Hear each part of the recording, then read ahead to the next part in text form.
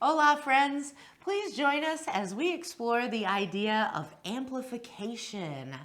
Training and practice amplify our efforts so that way we look and feel on the dance floor the way we want to. However, we can also use the idea of amplification within the partnership and a little bit differently depending on which side of the embrace you're working on at that moment. So, as per usual, let's take followers, how we use the idea of amplification.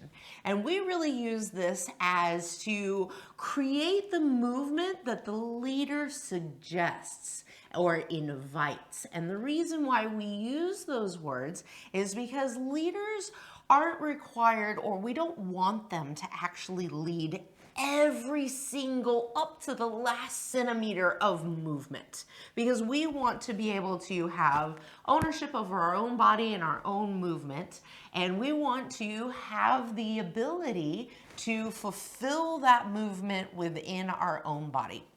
A way that we can think of this is if we take our ochos or our pivots. Now, when Arjun is leading pivots, he's not going to lead all the way until we're ready to step. That feels like a very heavy, overpowering lead. And it didn't give me anything to add to that movement. However, if we get a small movement up front, we can think of it spiraling down the body and getting bigger, like a Christmas tree, if you will, going down, starting small at the top, and then by the time it hits those hips and those feet, we want that movement to grow and to breathe.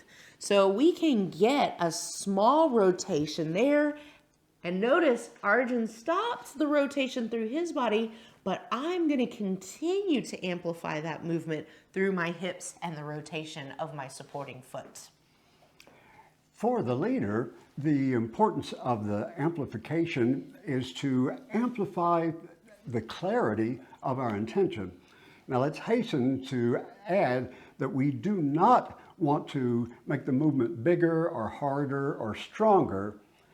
It is about making the move more intentional throughout the range of movement, that we're occupying a space. So I might be able to illustrate this way. If I put my arm up there, I could just put it up there because, oh, that's the position my arm is supposed to be in.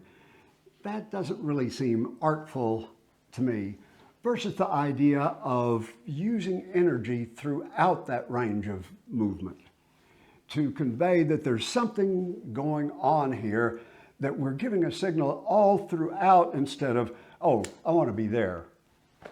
And we'll use that in our intention so that by amplifying, what we can do is make our movements even smaller and yet clearer, because we've given more focused energy to the movement. So pivots are a great way to start exploring the range of possibilities that we can create using the idea of amplification. Again, followers, think of the movement as being received as very small up top, but continuing that movement through the hips and the feet. Where leaders, as you're leading those pivots, maybe you play with dialing down that amplification or dialing up that amplification to see what results that's going to give you within the pivot. Right, because every partner is different. Some may be quite sensitive and they'll respond really big to a little intention, and others need more signal to understand, oh yeah, that's really what you mean. I'm ready, I'll do it. We've got to be able to adjust with each partner. Mm-hmm. When you're done exploring the full range of that, click on that next exploration and we will see you then. Abrazos! Abrazos.